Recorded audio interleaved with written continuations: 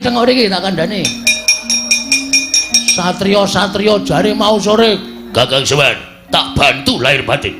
Yen ana apa-apane kekuatan aku bantu kekuatan. Omong apa kowe? Bareng kene geger kok malah do udut-udutan. Mbakku larang e. Mbakku le njaluk kowe. Weh ngawur. Le tuku, le nyolong. Wah. Nyolong kok pamerke. Ndelok karo kaca? Iya. Wah, iso metu kebule irunge. Kajake enak tenan udute. Kowe arep perang apa piye? Ya ampun, Mbak, arep wayang kaya ngene iki dijaluki karo sing nanggap lho, Mbak. Kowe kuwi. Nggih. Pokoke Sukini kudu metu. Nek ra metu piye carane supaya iso metu? Raden Antarsena, Raden Antarja. Ya ampun. Masih muda semuanya.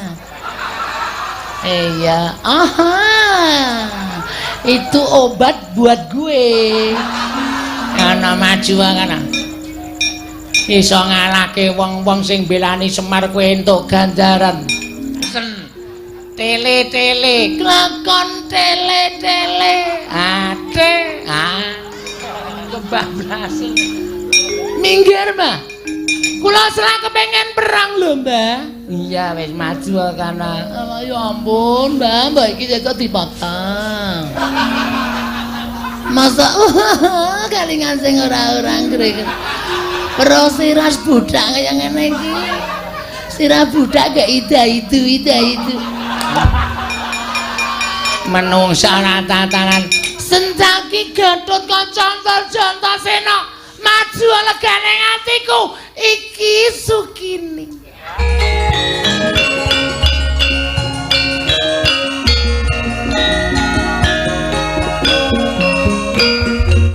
Al-Fatihah ujuk Kiseno Nugroho.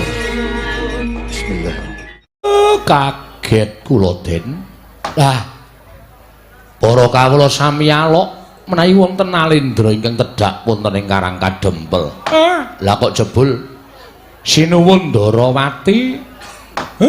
Kula ngaturaken bekti kula kunjuk nggih Den. Ya Kakang Semar ndak tampa kanthi lega legawaning penggaliku ora liwat pangestuku Tampanana Kakang Nayantaka. Kula pundi nggo jimat Ndara Janaka bekti kula nggih Gus. Ya Kakang Semar ndak tampa Kakang tiba sepadha-padha.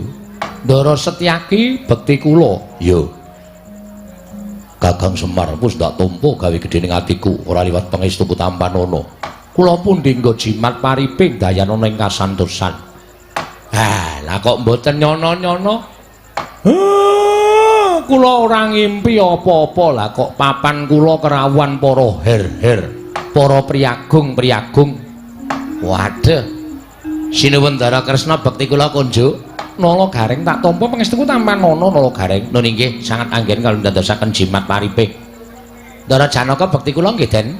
Ya nala garing tak tampa pangestuku Tampanana. Nun inggih Ndara Setyaki bekti kula kunjuk. Ya nala garing tak tampa pangestuku Tampanana. Nun inggih sangat anggen kalau ndadosaken jimat.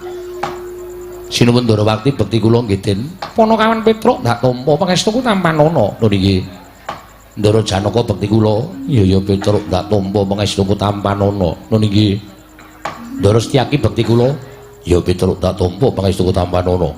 Kula pun dinggo jimat paripin dayanana ing kasantosan. Sinuwun Ndarawati bekti kula kunjuk sinuwun. Ya Bagong ndak tampa pangestuku Tampanana tiba sepadha-padha. Kok ora basa iki to? Anu apa? Kula pun dinggo jimat paripe lali aku. Ndara Janaka bekti kula kunjuk. Ya Bagong ndak tampa pangestuku Tampanana. Kula pun dinggo jimat. Ndara Setyaki bekti kula kunjuk. Ya Bagong ndak tampa pangestuku Tampanana. Padha-padha le gedhe ning beda ya, Tru. Apane? Suarane Ndara Janaka karo Ndara Setyaki. Nek Ndara Janaka ki loro, iya Bagong ndak tampa pangestuku Tampanana. Nek Ndara Setyaki ki gedhe ning cantas. Heeh. Ayo pambegane dhewe-dhewe, watake dhewe-dhewe. Enten apa, Gus? Rawuh enten Karang Kadempel. Kakang Semar. Sepisan tilik marang karajaning Kakang Nayantaka ndungkap angka 2. Satemene ana pitakonan ing bakal ndaturake marang Kakang Semar Badranaya. Dawuh napa? Kabar sumebar warata yen to dina samengko Kakang Semar bakal ngayati jejiban, ya kuwi bakal mbangun kayangan. Nalika semono ndak anggep yen to apa ing dadi penjangkaning Kakang Semar kuwi penjangka ingkang lumrah. Nanging bareng ndak gelar ndak gulung dadi tipriksa ingkang kanthi permati. Jebul tinemune apa ingkang bakal mbok tindakake mau satemene bakal gawe geger jagat saisine. Mangke riyen. Kok gawe geger jagat saisine perkawisipun Kakang Semar? Ya nadyan Kakang Semar kuwi sarta para kawula kabeh kuwi ngerti yen Kakang Semar kuwi titising Sang Hyang Bathara Ismaya. Kakang Semar kuwi titis dewa, nanging rak ya aja kaya ngono ingkang mbok tindakake. Tumuli Kakang Semar bakal nindakake mbangun kayangan ingkang ateges. Kakang Semar bakal ngembari marang panguwasaning para dewa sarana bakal mbangun kayangan ana ing Karakadempel. Mula ora jenemukal yen to dadi runtiking penggaling Sang Hyang Pikulun Manikmaya. Ing nalika semana Hunyang Madyapada prapta ning negara Indrawati dawuh kelawan nata ing Indrawati supaya ngelekake sarta ngemotake marang Kakang Semar Badranaya. Aja nganti kebancut nggonmu bakal mbangun kayangan. Merga Sang Hyang Bathara Guru ya Hyang Pikulun Manikmaya dadi kuwatir ing penggalih. Merga rumangsa yen to Kayiwangan Suralaya bakal dikembari dening panguwasaning Kakang Semar Badranaya. Wah, lah kleru. Manikmaya kok mboten melu mriki niku pripun? Guru kok mboten melu mriki? Muridé rung teka kok. Kowe menengo tak tutuk gundulmu modar kowe. Guru ki maksude Bathara Guru. Wah, tak kira nek guru SD. Guru kok mboten tekan mriki pripun? Lah nek pancen guru niku rumangsane kaya arep dikembari karo panguwasane merga Semar arep bangun kayangan. Kudune nanjehke dhewe teng mriki. Ora kok utusan Sinuwun Ndarawati, mengke ndak seling surup. Mengke ndak kleru. Nek kula matur karo sampeyan akeh-akeh sing kula aturke, mengko sampeyan ngaturke kalawan Hyang Pikulun Bathara Guru, mboten padha kali sing kula omongke, mengke ana sebutan dandang dikandhake, kuntul-kuntul dikandhake dandang. Witing perkara janjane kabeh ing dumadi wonten jagat niku merga perkara seling surup kaya ngeten iki. Mula nek kepengin Bathara Guru niku ngerti sejatine apa to karepe Semar niku mangaturi tindak mriki guru ken tekan mriki. Kula kandhanane, kula jerenge goboke Manikmaya. Supaya ngerti karepe Semar, ora kok utusan karo Nata Ndarawati. Niku jegese guru niku mboten wani adu arep karo Semar, merga kula sing duwe penjangka bangun kayangan. Hadan. Terus tutusan kali Sinuwun Ndarawati. Terus karepe pripun? Karepe guru pripun? Aku napa pengendikane Hyang Pikulun Bathara Guru? Dina samengko Kyai Semar utawa Kakang Semar Badranaya kinen murungake nggone bangun kayangan.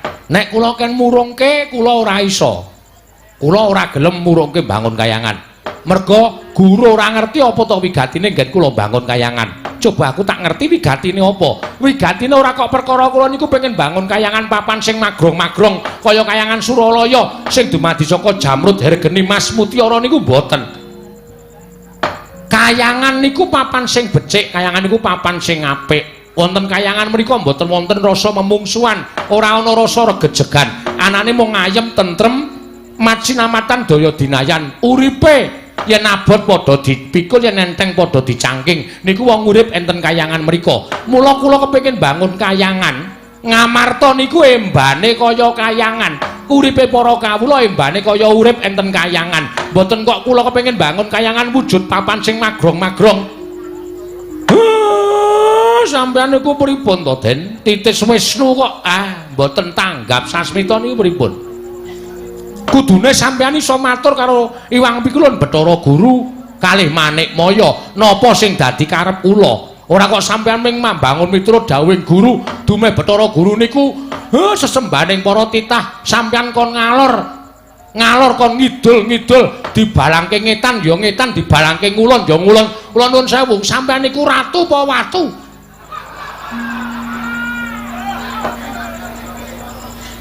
Watu. Gong.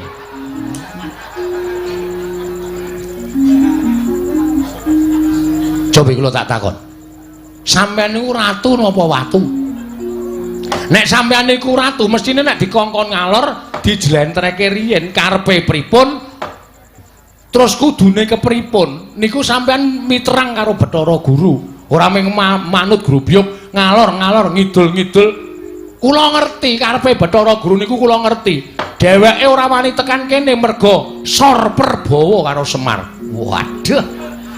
Nglelengi Sor Prabawa, Sor Kretek.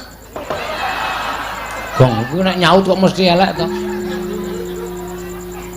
Merga wedi kali kula, tumuli utusan karo sampeyan. Pamrih napa? Sampeyan iku bendara kula, sampeyan iku pepunden kula. Terus nek sampeyan paring pangandikan kali kula, kula wedi karo sampeyan, tumuli kula murungke karep kula. Mboten no. Mboten. Ampun malih kok sampeyan Bathara Guru sing dadi sembaning para titah tekan riki menging karepe Semar. Monggo gegayuhan kula niku apik, gegayuhan kula niku becik. Kula nek gegayuhan apik sarta becik, aja kok sak pepadaning titah sing elek-elek karo Semar. Lah mbok dewa kayangan kon medhun kabeh teng mriki. Mboten ajeng kula paelu sinuwun.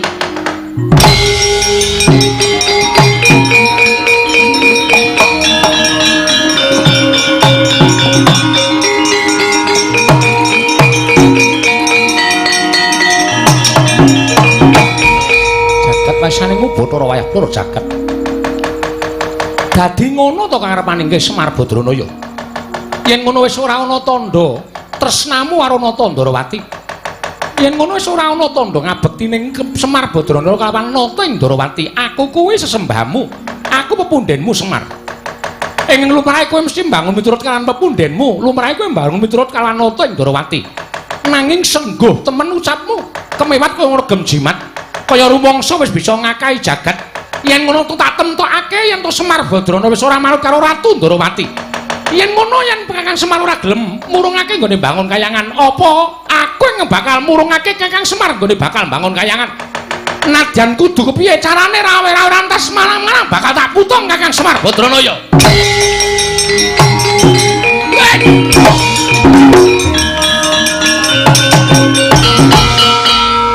Ngopo Gong? Arep jengklik kesangkut. Kok ndadak kesangkut. Kurang trampil aprei 5 dina. Ayo. Keprigel aku suda iki. Waduh. Arep ngopo kowe maju? Arep mangsuli sinuwun Ndrawati. Bagong iki perkaraku. Iki ya perkaraku kowe bapak kowe. Kowe wong tuaku Pak. Rumangsane nyepelekke karo Semar. Semar ki bangun kayangan ora mung pisan iki. Semar ki bangun kayangan wis bola-bali. Biyen jaman Semar isih ngrekoso. Ta Pak? Panen dele. Bali panen dele tukokke cagak siji, nggo panggo bangun masjid kono, masjid kene, masjid kene. Sapa sing ora kepul tangan Budira Semar? Ta Mir? Mbok Pak ngono, Mir wae. Ya. Aku mung arep bangun kayangane kok ana pepalange. Rumangsaku kok dumeh dikongkon Bathara Guru kok arepe terus menangan dhewe. Bagong kowe arep ngopo? Lho, arep nesu. Nesu karo sapa? Lho, karo kowe. Kowe gelem ora tak nesoni? Aku ora ana perkara karo kowe ning karo bapakmu. Sinuwun. Ampun kaya ngoten sinuwun. Sampeyan kok terus ajeng menggak karepane bapak lembangun kayangan. Bapak niki duwe niat apik lho. Wong duwe niat apik kok dibebeda, wong duwe niat apik kok diganggu. Arepe pripun kula nyuwun pangapunten apa ya? Gua ora kaya omong ora jelas kok. Kok kula nyuwun besok karo sampean. Karepmu piye? Sir sampean pripun? Bapakmu kudu leren nggone bangun kayangan. Ora iso, wiwite urung kok leren. Ya Mario. Tenang Mar, tak bantu Mar. Wong aku iki karo bapak sayang, bahwa aku tresna karo bapak. Nganti aku dadi letkol kaya ngene iki nek ora saka bapak ora bakal iso kelakon. Letkol apa? Letkol Sukino. Ayo. Aduh engko nek ngetokke Bandi jenenge Sukini ya, Truk, ora apa-apa. Rumangsane padake ora. Sapa sing ngagro-agro bapak? Aku sing ora trima. Aku aku sing ora trima pokoke. Nek Sinuwun Ndarawati ajeng kepareng bebeda karepe bapak nek kudune sampeyan niku kudune niku bijaksana. Kudune sampeyan niku ngenggoni rasa rumangsa. Sampeyan karo bapak niku momong para Pandhawa. Nek Semar duwe gegayuhan, kudune nata Ndarawati niku nyengkuyung, ora kok malah bebeda. Tor niki lak dienggo kabecikane negara Ngamarta. Ora dienggo kabecikane bapak dhewe. Niki ora gegayuhane pribadine bapak, ning bapak goleke anu dibantu reng golek anu. Kuwi kata-kata ya ora apal. Kabagyaning wong iki kabagyaning wong liya. Sing bapak dhewe wani ajar-ajar ya, Pak. Demi masyarakat karang kadempel. Lan negara Ngamarta. Lah kok sampeyan sing rumangsa dadi pujangganing para Pandhawa kok malah menggak karepe bapak ming perkara sampeyan manut karo Bathara Guru. Aku ngerti silsilahe. Kresna iki sapa? Kresna iki sing Sang Hyang Bathara Wisnu. Wisnu iki sapa? Wisnu anake Bathara Guru. Mula anak kudu manut karo bapak. Nek aku salah. Ora sak teruse wong tuwa ki bener. Ngono? Hei. Ja omong kok meneng wae ta iki? Nek bapakne ngakon bab sing ora apik, anak ki ngelekke, ngono lho. Dielekke, Pak, ngene iki ora apik.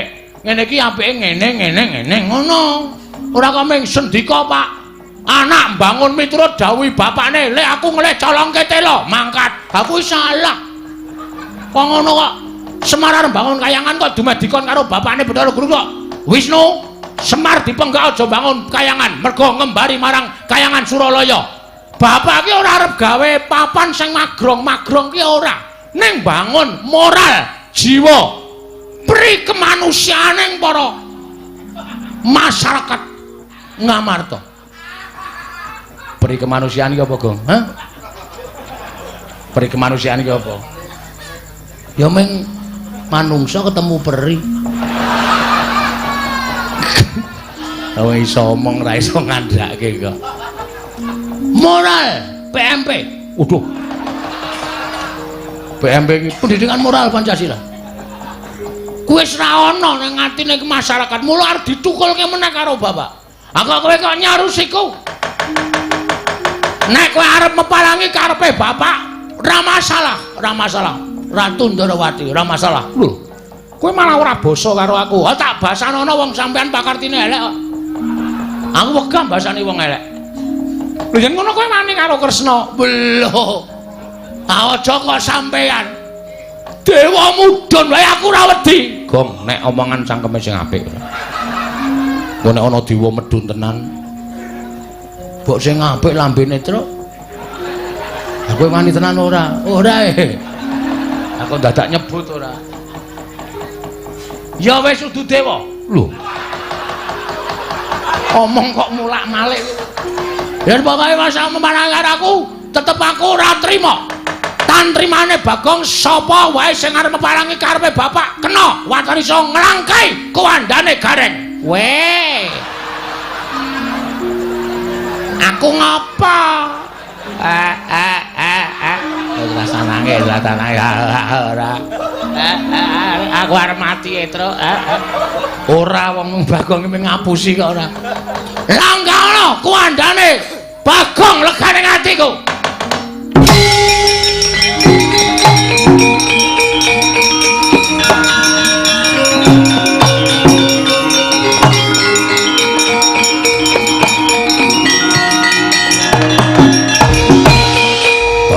Non nggugu karepe dhewe panungsmaning jajalanat kowe wani gendak sikara kowe wani nyuwara elek karo Kanjeng Prabu Ndarawati kowe nyawang ora aku sapa lho iki piye ta iki sone iki nek dapukane ra apal takon sutradarane kok takon aku sapa lha kowe iki sencaki wong kok ora ngerti karo dapukane aku sapa Senopati Ndarawati.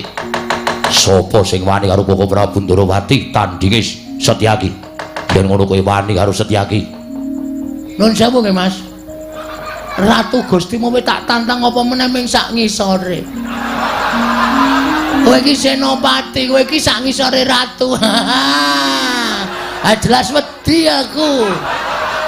Lho kita iki jelas wani aku ora ana wedine Bagong ora ati arep sapa.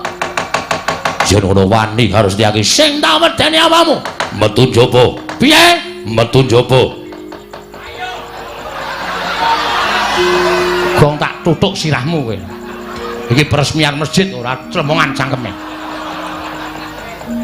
Aku kan metu njaba. Gelem ora gelem ya. Sasake apa kok. Terserah lah pokoke.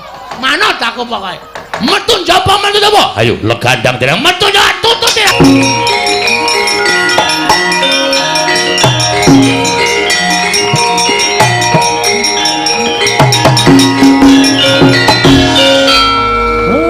Bagong ora pisan ora pindho gawe perkara. Aku gah nek kon ngewangi perang musuh Ndara Sencaki. Aku gah Gong nek kon ngewangi perang musuh Ndara Sencaki gawe wong ampuh. Ora usah do melu-melu. Tak lakonane dhewe. Kowe kalah. Sing ngomong sapa Pak Giri Lusi jalma tan kena kinira. Cacing kae kala mangsa iso tekan pucuk gunung mula aja sok ngembe karo wong, aja sok ngilani karo wong. Aja tok sawang blegere ming wujud Bagong kaya ngene. Sawangan, Pak. Aku ning alun-alun. Alun-alun ngendi arang kadempel kok alun-alun? Lapangan bal-balan. Aku gelut karo Sencaki kalah trima suduk salira. Nek pancen wani kowe nututana Sencaki. Sik. Lho. Kok kok sik piye? Awak dhewe jane ndek jagon. Lho. Sapa jagone? Ki do ngopo ya ning mburi iki? Ngandel ora. Iki mbakoku. Malah go uduk-udukan. Dudu aku Bagong, Yayi Antasena. Wah, ora iso. Kowe nglinting kok sak jempol-jempol. Boros. Ana apa? Mriko, tindak mriko. Wah, wis. Malah wis ganti training barang arep gelut e. Lho, arep gelut karo sapa? Riki tengok riki tak kandhani. Satriya jare mau sore, Kakang Semar, tak bantu lahir batin. Yen ana apa-apane kekuatan aku bantu kekuatan. Omong apa kowe? Bareng kene geger kok malah do udut-udutan. Mbakku larang e. Mbakku le njaluk kowe. Weh, ngawur. Le tuku, le nyolong. Wah. Nyolong kok pamerke. Ndelok karo kaca? Iya. Wah, isih metu kebule irunge. Sajake enak tenan udute.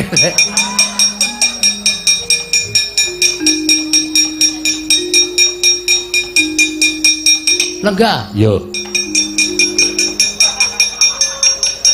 Do tak perintah do manut e. Dadi lakon bengi iki. Aku kok dadi kok ngene ta bentuke iki. Klerune njupuk e. Piye ning apa, Gong? Niki wau Sinuwun Ndarawati rawuh. Oh. Terus Sinuwun Ndarawati jebulna didombani karo pukulan Bathara Maningkem. Manik Maya. Saka Kahyangan Surabaya. Suralaya. Dukale mriki numpak pramek napa ora ngerti. Ning pokoke tekan kene utusan karo Sinuwun Ndarawati.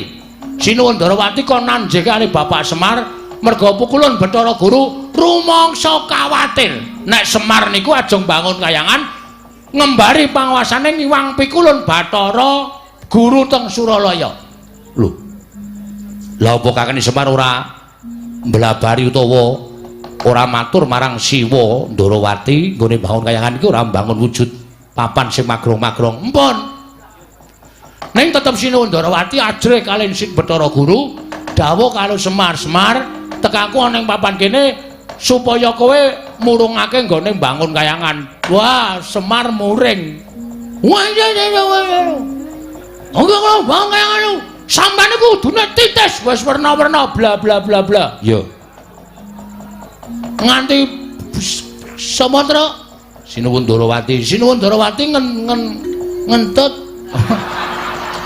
Ngendikake.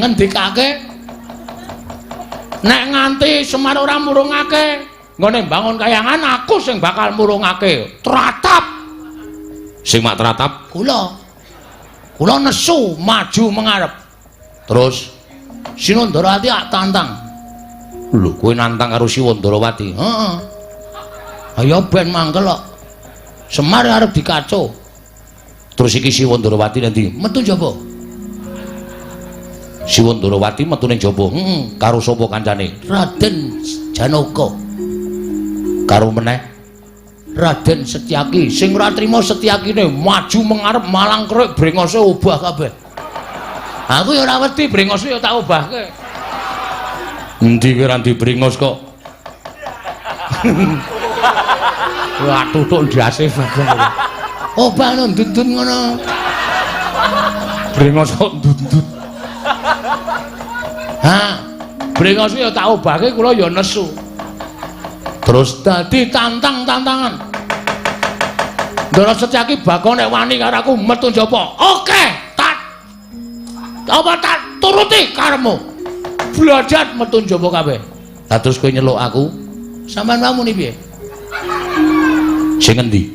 Sing kowe mau nek aku mbantu karo Semar, mbantu kekuatan. Nah iki pacobane Sinuwun Darawati, Ndara Janaka karo Ndara Setyaki. Saiki ngene. Ndara Antarsena, Ndara Garkaca, Ndara Antarja tak du karo Ndara Setyaki karo Sinuwun Kresna wani apa ora? Nek entuk paliyale bapakmu aku wani. Nek bapakmu ngelilani aku wani. Mir, omong Mir. Setan tenan kok kuwi. Pancen setan tenan. Lho kowe kuwi kok ya. Aku to dudu kae ora wani ngono iki. Tak kira nek ndok mripatmu rada kira. Tiru-tiru gareng po. Wis. Aja disenggol gareng kok ndak nangis ora. Aku kon piye? Sampeyan paring pangandikan Ndara Antarsena, aku pasrah katentremaning Karang Kadempel. Sapa sing arep gawe kisruh nggonku bangun kayangan disingkirke. Ngono ga wis. Engko aku ngedu anak karo wong tuwa. Mir. Ki nek kowe ora omong ora rampung-rampung lho. Ming ana omong ngono aku ki wong tuwa nganggo petung. Petung. Gelem omong ora? Ora gelem seret metu njaba. Wedok kok ngawur ben. Aku metu njaba kok ya metu njaba ben. Ki aku kudu adil apa kae. Masa aku metu njaba aku metu jeraga aku. Ndara Antarsena. Terus yo. Ayo. Ndara Antarsena. Kula pasrah katentremaning Karang Kadempel. Sinuwun Darawati mangundurke. Pon omong. Sing ngomong cangkemmu. Wong cangkemmu mbone ra jamak-jamak ketara ya. Ngerti? Ayo wis. Den. Nek pancen kudu kaya ngeten lakone nggih pun dilakoni mawon. Merga kula niku duwe saloka, sing becik bakal ketitik, sing ala bakal ketara. Nek Sinuwun Darawati duwe niat jahat, duwe niat ala karo Semar mesti ketara. Sampeyan nek mbelani karo tumindak sing apik diayomi karo Gusti sampeyan, Ndara.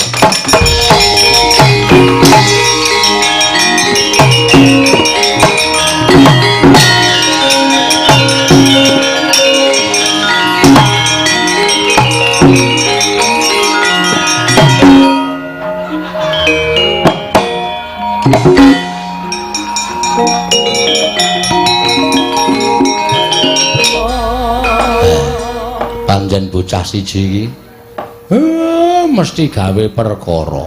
Ora aku sing gawe perkara. Sing gawe perkara ya wong-wong sing arep ganggu karo kowe kuwi, Pak. Iya. Ya wis nek pancen Sinuwun Darawati karepe ala karo aku, mongko aku ra mbibiti ala. Wis to, percaya. Sapa sing tandurane apik, tukule ya bakal becik. Sapa sing tandurane ala, mesti engko bakale keweleh. Tenan, Pak. Ning aku njaluk karo kowe. Aku ora duwe, Pak. Kowe sik to. Aku njaluk karo kowe Kowe aja ming meneng bae. Ning kowe. Gini, iki grisene ya. Meng ketemplokan kupu nang keleke kok. Aku njaluk tulung karo kowe. Kowe yo melu tumandang karya. Siapa? Sendika ngestakaken dawuh. Aja meneng bae, nggih. Nek iso perang ning nganggo akal. Maksud lu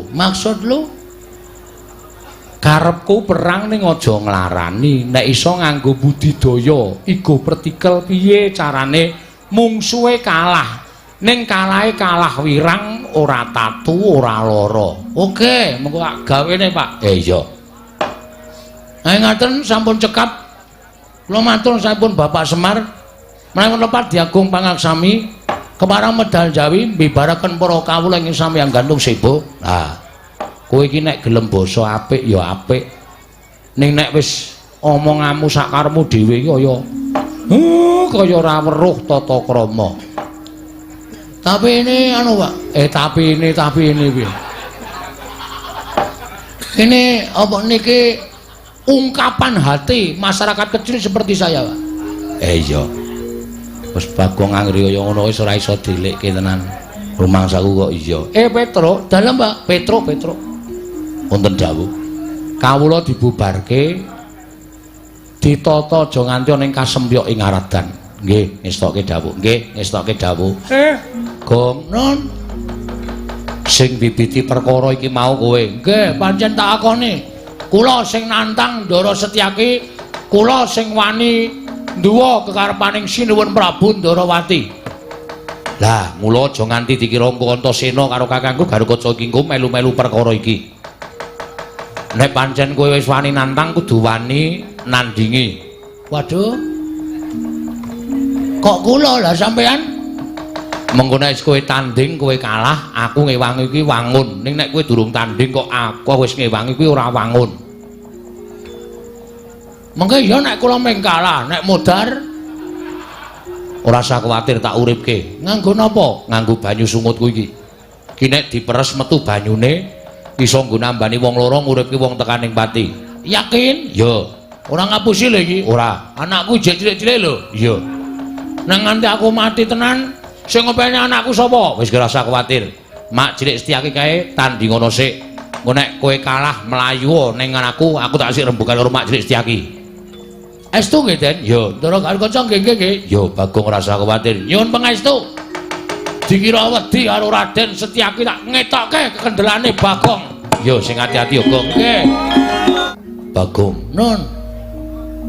Kok malah ucul kelambi nyandang nganggo kathok abang. Iki sandangane wong gelut. Lho. Sandangane wong gelut piye? Kula nek arep perang pancen sandang aku ngene iki. Tegese wis wani tenan lahir batin karo Setyaki. Sing tak wedeni apamu, Mas? Wis kebacut ngibarate nyabrang kali wis tekan tengah. Maju ya klebus, mundur ya klebus. Luwih becik ndodok. Lho. Dodok piye? Wis pokoke sisan klebus. Yen ngono kuwi wis ora ngeman karo nyawamu. Tak eman sebab apa? Wani karo Setyaki. Sing tak wedeni apamu? Kowe mbantu Sinuwun Ndarawati, aku mbantu karo bapak. Semono uga sampean senopati ning Ndarawati. Nek ratu Gustimu diganggu karo wong sampean mesti ora trima. Padha karo aku. Bapak nek diganggu karo wong Bagong ya ora trima. Bagong iki anake Semar. Semar iki wong tuaku. Meng arep bangun kayangane kok Ratu Ndarawati kok melu-melu meng mergo diutus karo Bathara Guru. Ayo nang kene dibuktekke. Setyaki apa Bagong sing tekaning pati? Lho. Ikhlas karo nyawamu? Ora. Kok wani nantang kaya ngono? Wis kepepet kok. Kuyen mungsuh karo aku mati tenan. Kowe tak tibani tanganku mesti pecah sirahmu dadi loro. Kowe mesti tekaning pati. Sing dadi nyatane rasa meden-medeni. Aku iki ngarat kerupuk 8 ambyar kabeh. Kok semeng sirah kok meng dadi loro. Ayo sing dadi nyatane. Ngene marganing patimu. Nuwun sewu nek sampean kewirangan karo Bagong Ndara Setyaki.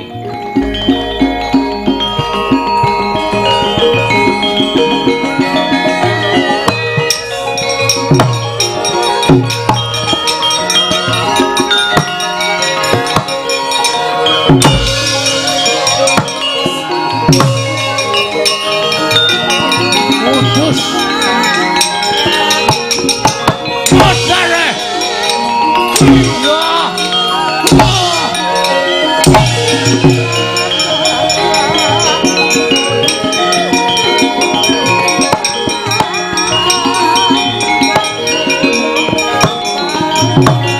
ngalah wae ora iso ngalah isen.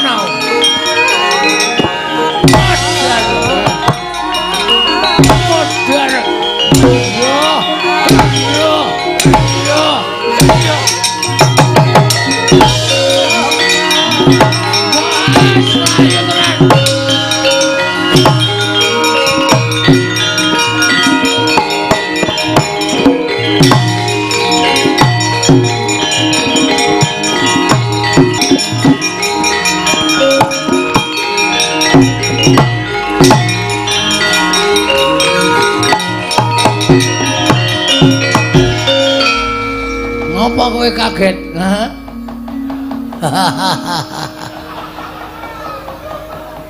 Anggir Antasena. Oh, Mak Cilik. Anggir Garukaca. Iya, Paman. Anggir Antarja. Iya, kula Paman. Kok sami lenggah wonten ing mriki? Lho, rombong aku rombong aku. Dadi kowe iki mau asline mung tak pancing. Aku asline wani karo kowe iki jane asline wedi. Ning kowe tak pancing kowe bungahe ngantil karo Bagong. Saiki lho wadya balaku. Samapta ing gati sawiga ing diri. Narwane karo Bagong coba saja. Potol sirahmu. Musuh Ndara Garukaca sembur melonyo awakmu. Nggih, Den? Ora. Waduh. Mbok ngono. Iya. Anggir Antasena.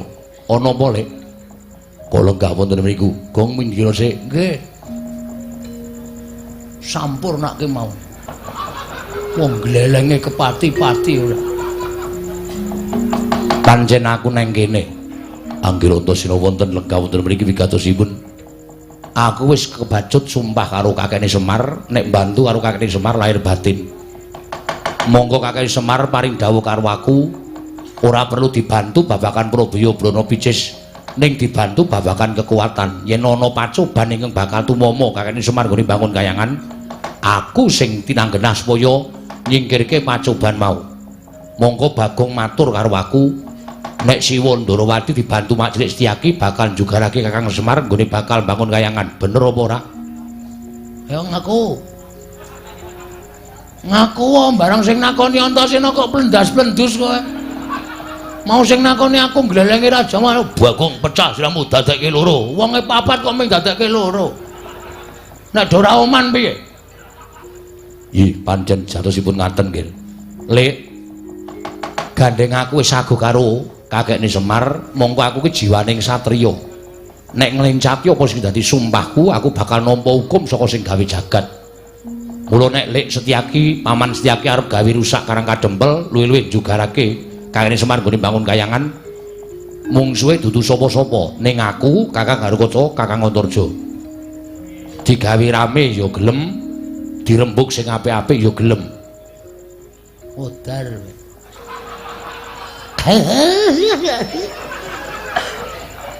Kene ya pucet. Kowe minggat sik, ora usah kan cerewet. Kowe arep ngece. Ora usah ngece ayo lunga. Nggih teng mriki mawon. Ning aja omong. Lho kok manungsa kok ora entuk omong. Ora usah nyaur saur manuk. Oh nggih. Wis ngene wae. Saiki Mak Cilik arep kepiye carane? Aku ming manut Kakang Garukaca ya samapta, Kakang Antarja ya samapta. Tur meneh aku tak nyuwun prisa karo Mak Cilik. Nek kakekne Semar arep duwe gawe bangun kayangan kok sinuwun Prabu Ndarawati, Siwa Ndarawati jugarake kakekne Semar. Monggo ming nampa dawuh pangendikaning Wang Pikulun Bathara Guru. Sejatine kakekne Semar iki ora bakal mengembari marang panguwasaning Pikulun Bathara Guru ora. Ning bangun kayangane kakekne Semar kuwi bangun para kawula sak negara Kamarta supaya uripe mbane kaya ning kayangan Suralaya tentrem, ayem, rukun, ora padha bentak sirah, ora padha kejegan. Rukun ayem tentrem linambaran manembah marang panguwasaning Gusti kang akarya jagat anut kapercayane dhewe-dhewe kuwi karepe kakene Semar. Supaya uripe kawula sak negara Kamarta ki padha macinamatan daya dinayan. ora ana rasa mungsuhan siji lan sijine. Kabeh padha sayuk rukun tembayatan manunggal siji ngangkat praja negara Ngamarta supaya mujudake negara ingkang kuncara Hanjayeng Bawana. Coba aturku kaya mengkono mau pikiran. Salah apa bener? Nek Iwang Pikulun Bathara Guru kok parem jugarake kakekne Semar nggone bangun kayangan miturut Mak Cilik Setyaki bener apa salah? Monggo niate kakekne Semar ora bakal ngembari marang panguwasane Iwang Pikulun Jagat Girinata, ya Iwang Pikulun Jatimurti. Antasena wis saguh dadi betenge kakekne Semar. Nek pancen Mak Cilik Setyaki tetep bakal mbantu karo Siwa Ndarawati Pukulun Bathara Guru. Ya wis nuwun sewu nek kepeksa sampeyan diwaneni karo anak-anak sampeyan dhewe. Diwaneni karo anakmu karo Ndugumbala, diwaneni karo Kakang Garukaca, diwaneni karo Kakang Antarja. Aku njaluk ngapura nek aku wani karo Mak Cilik Setyaki.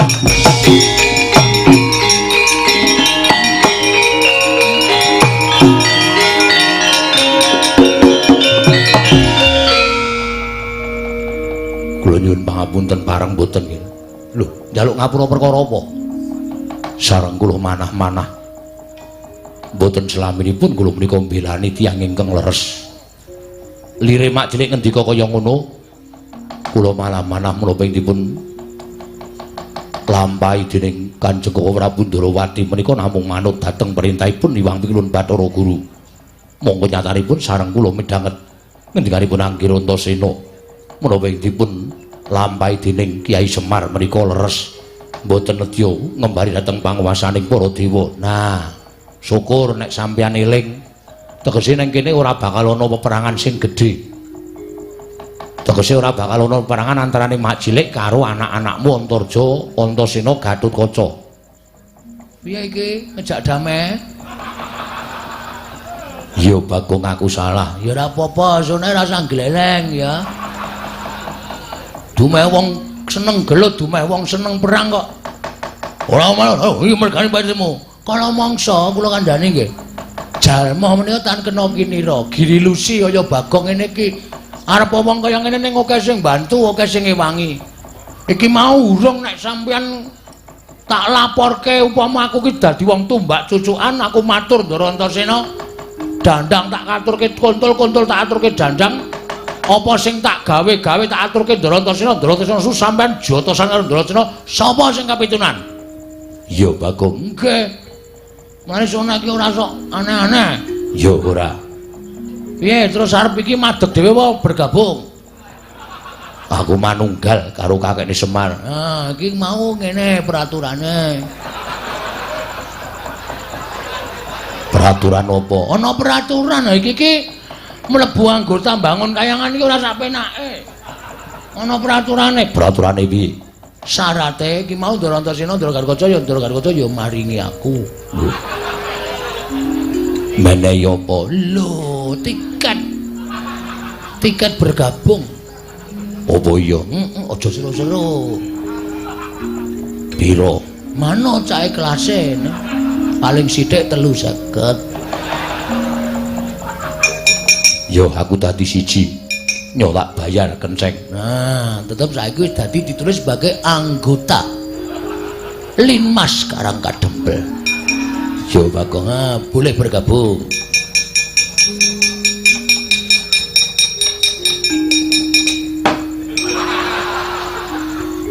Balik ke. Apa tau? Balik ke.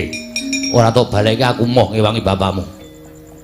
Bapakmu ki ora duwe niat kaya ngono kok malah digunakake karo anak-anake sing tumindahe sing ora apik. Ayo balik iki. Alah, mau wong golek rejeki sithik kok tok penging to, Den. Mbok ora masalah.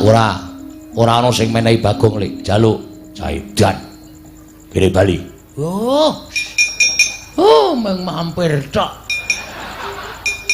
Ndekno aku dijaluki. Aja sok njaluk ngono iki, Gong, isine-isine ora dicukupi karo bendaramu. Nggih, nyuwun ngapunten. Terus niki sapa sing ngajeng methuke Sinuwun Ndarawati cobi? Sinuwun Ndarawati niki panek Ndara Setyaki ora iso mbondo kula, ora iso ngrangket kula sing unak-unake Sinuwun Ndarawati panjenengane mesti duka. Sapa sing arep lawan Sinuwun Ndarawati? Bagong. Nun, Koko Prabu aku sing methuke. Kok ora binadu arep karo aku, ora bakal mentolo karo aku. Nah, ngono ki tegese mbelani tenan. Nek sampean mengko didukani Sinuwun Prabu Ndarawati, wis ben tak lakonane. Nek dipecate dadi Senopati, aku melu Kakang Semar. Waduh. Nyuda jatahku iki. Anggota anyar nyuda jatah cilaka iku. Wis ngrekoso. Wis ora usah cerewet ngomong diwangi meneh. Oh, tak pethuke kok Prabu Ndarawati. Nek yo melu. Nggih, ngestoke dawuh. Ayo pethuke Bagong. Monggo. Setyaki kok neng kono? Inggih. Lah kok dadi kowe malah nang mburine Bagong iki kowe mau tak dawuhi supaya nyekel Bagong, lah kok malah kowe nang mburine Bagong? Nyuwun mapunten, mboten nginten babar pisan. Menawi kula kawon kalian Bagong. Lho. Si Adi kalah karo Bagong kawon. Kula dipun gulung dening Ponokawan Bagong. Midanget napa mboten? Niki lagi dadi lakon begini. Aja kok Setyaki. Bathara Yama dipatira. Edan tenan. Yama dipati iki dewa tukang jabut nyawa. Lho, kula jabut untu kulina. Lah niku ora dikon jabute tak jabut kok. Neng ngono Sencaki wis kalah karo kowe. Kalah, Sencaki wis manunggal kali kula. Ndara Sencaki wis manunggal kali kula wis dadi tahanan kula. Mula Ndara Sencaki pun boten manut kali Ratu Ndarawati. Ning manut karo Bagong. Lho. Apa ngono Setyaki? Nyuwun pangapunten Koko Prabu. Lah apa Sadi bakal klirwa karo kewajiban minangka Senopati Ndarawati? Sekawit kula Senopati Ndarawati, nanging kula sampun kawon kalian Bagong. Lan samangke kula sampun dados reh-rehanipun Ponokawan Bagong. Setyaki, wonten dawuh. Sinuwun Prabu Ndarawati diundurke. Nek ora diundurke, ndak gawe kisra gegayane Bapak Semar. Nggih, wis tak dawuh.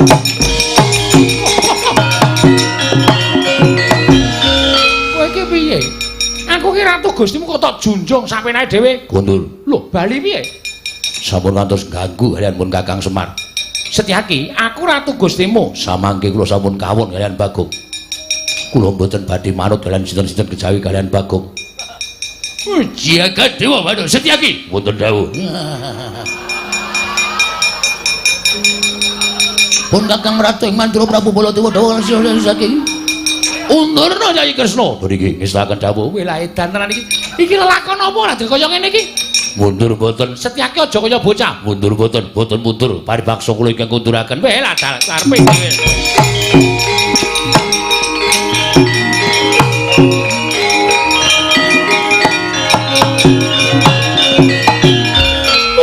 Jagat Dewa Bathara. Ya kaya ngono kuwi, Dimas.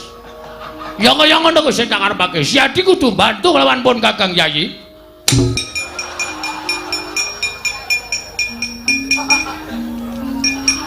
Dikecake ndasku. Mergane wis kresnane wis lunga, aku isih acting. Wis cilaka iki. Wo, la edan tenan. Truk. Kowe iki ngapae? Ora tok celuk kok. Ngopo? Wah, bener kok. Bener piye? Sinuwun Ndarawati jebul pancen sing ngetutke Bathara Guru. Ketarane. Lah kae. Kae lho ketemu karo wong numpak Pijawa nggawa stop map. Iki Umar Bakri, wudu. Bathara Guru kok Umar Bakri. Bathara Guru ki dewa ning kayangan. Ah, tangane papat. Heeh. Ah, kae gelo. Kalau mburine ana kaya wewe. Endi? Wah, Betari Durga ngono Gong. Wah, iki mesti setran godo lumayet barang do melu-melu arep jugarke bapak. Lapor karo Ndara-ndara terus. Ya.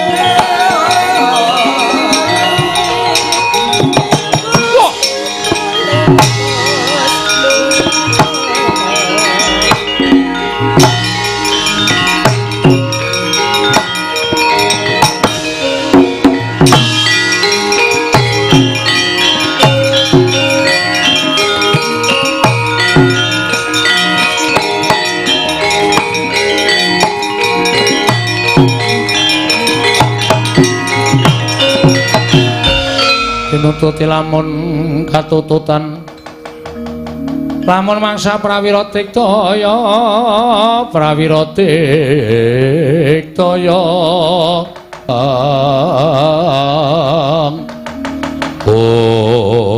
wah sawai takon karo aku Senopati Ndorowati Raden Setyaki kowe sapa abdi Dandang Mangure ya Setran Gondolo Mayit aku tumenggung Panigas Jonggo dasar para nyata ya Ndi Semar kon jugarake ngene bakal bangun kayangan iso jugarake Kakang Semar nggone bangun kayangan watun iso nyempal bau kiwa ning Setyaki piye nyempal bau kiwa ning Setyaki wani halau sing tawedene apa ora mingkas arep tebak jadamune marganing patimu Singolena Prapteng Ralis Panigas Jonggo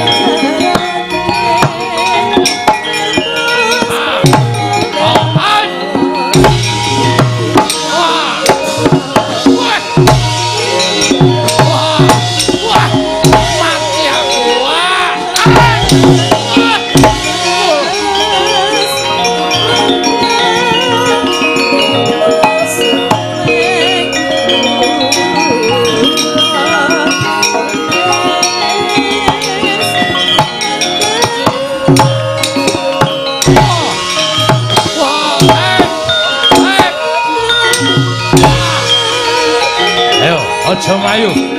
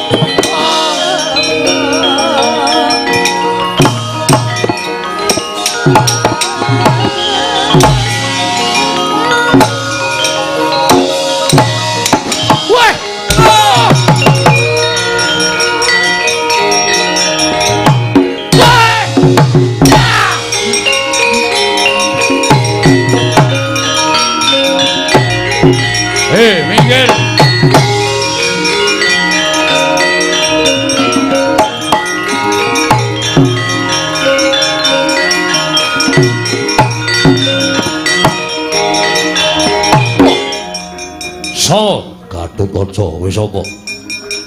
Tumenggung Prawara Kendra. Abdining Betari Durga Ayo, bumi angus karang kadempel. Tugelen-gelune Gathotkaca klakon mati dening kowe. Wah. Ah! Iya. Ah! Wait. Ah! Wait. Ah!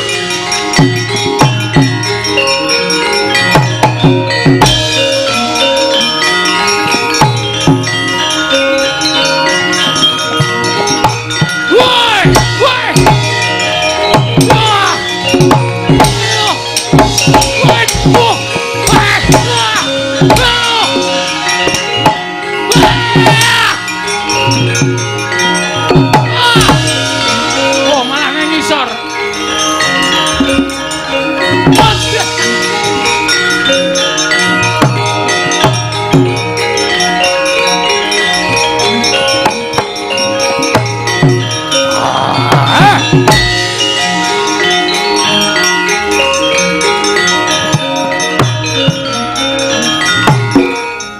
Sawa Antarja sapa abdining Betari Durga Kalanjaya yo bali ora sakwadya balam ora bali babati gaman wah mati ah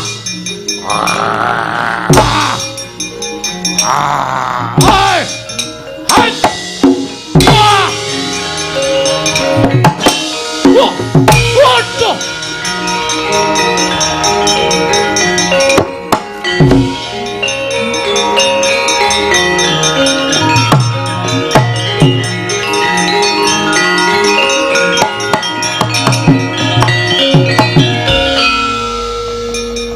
Kok ming gelis Kang? Tak candak tak bleseki ning lemah mudar. Tak pendem sisan. Ape. Tegese sampeyan kuwi kerang ora nggo okol ning nganggo akal. Saya mubal wadyabala dandang mangure. Sing praena ngati-ati lho Kang Ayu Dimas.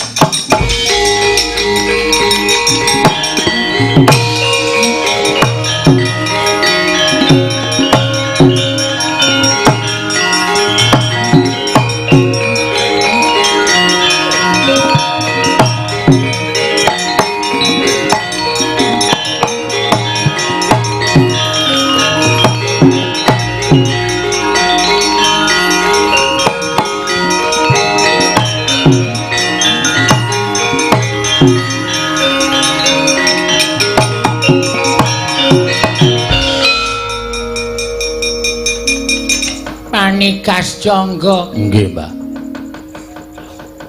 Piye mungsuh Semar menang apa kalah? Semar mboten izin.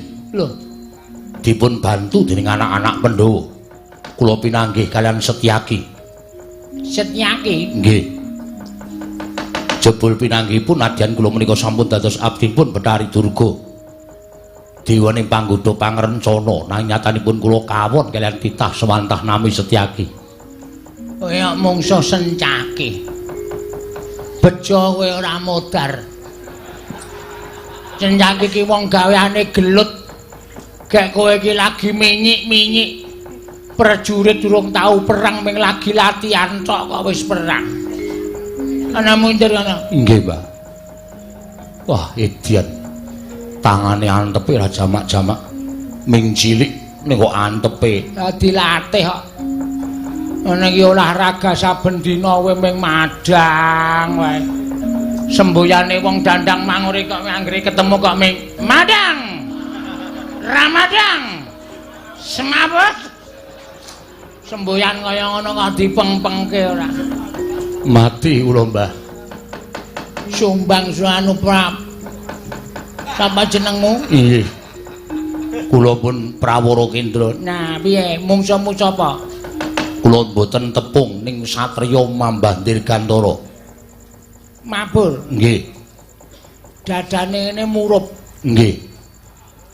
Gathotkaca kowe. Oh, Gathotkaca. Heeh. Nyamber iki wonengen. Kula dicandak rikane arep duncalke ning tangan kula nggondheli kampuhe Gathotkaca. Kula mbabit mengisor ning sidane diuncalke. Sirahmu graya ana. Piye? Tesih.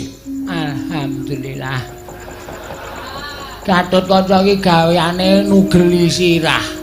Bejo kowe perang karo Gatotkaca ora potol ndasmu iki wis bejo. Mundur kana. Inggih, ngestakaken dawuh. Kula semanggaken, Mbah. Wis ora ana sing mangga puliya.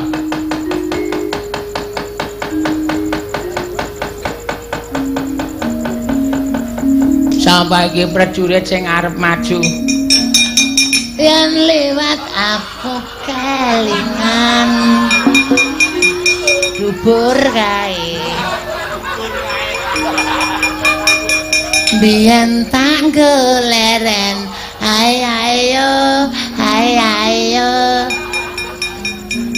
Sukini nggih, Mbak. Kowe arep perang apa piye? Ya ampun, Mbak, arep wayang kaya ngene iki dijaluki karo sing nanggap lho, Mbak. Kowe kuwi nggih. Pokoke Sukini kudu metu. Nek ra metu piye carane supaya iso metu? Ngoten lho, Mbak. Termasuk bintang. Oh, iya deh.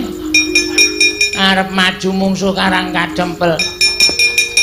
Jarene sing maju mantasaning para satriya gegeduking para prajurit. Terus, Mbak. Raden Sentyaki, Raden Gatotkaca, Raden Antasena, Raden Antarja. Ya ampun. Masih muda semuanya. Iya. Aha. Itu obat buat gue. Ana maju kana. Iso ngalahke wong-wong sing belani Semar kowe entuk ganjaran.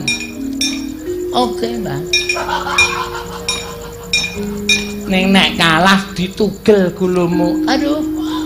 Ya ampun. Gulu ming sithik kok ditugel to, Mbah. Guys, kok kae mangkat aja kesuwen. Amok Suramarata Jaya Marata imbang yen padha-padha. Raden Setyaki, Raden Gatotkaca, Raden sapa Mbah? Antarja, Raden Antasena, 1 2 3 4 maju bareng. Tak muah. Kelakon tele. Kebablasan. Tele. Kelakon tele. Ate. Kebablasan. Minggir, Mbah. Kula serah kepengen perang lho, Mbah. Iya, wis maju kana. Ya ampun, Mbah iki kok dipotong. Masa kalingan sing ora ngrek. Pero siras budak kaya ngene iki. Sirah budak gak ida itu.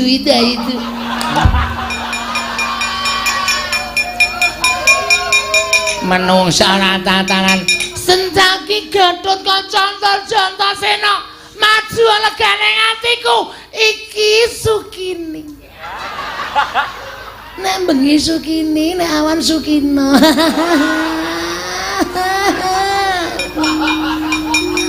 Jijik aku lho. Wong kaya dikek urip candha tak sebul dadi apa kandamu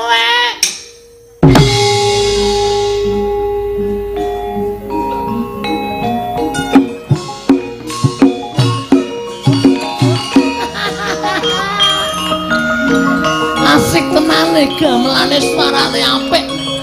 Kempule ya suarane apik. Gek. Heli gek.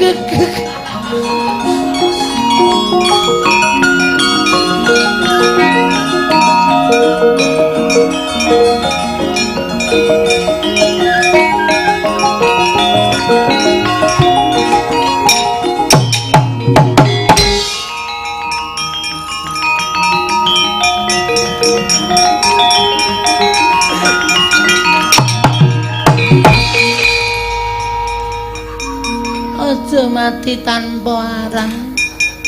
Sapa Mas? Nama Setyaki kowe sapa? Sukini. Sukini kok bringosen? Cukul sak karepe dhewe, Mas. Kok duwe bringos? Turunan kucing.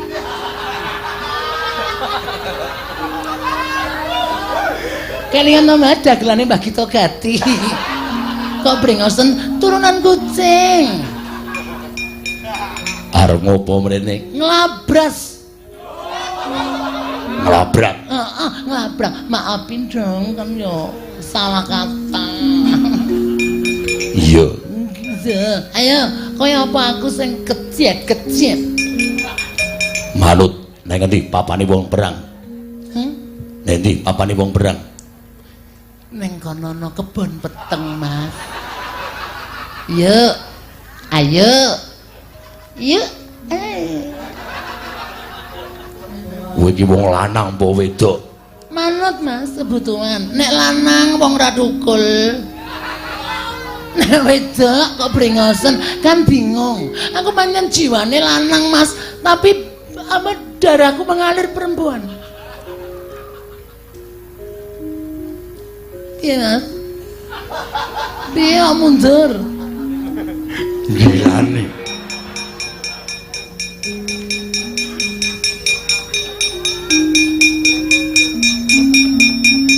Ih, kaya pesawat.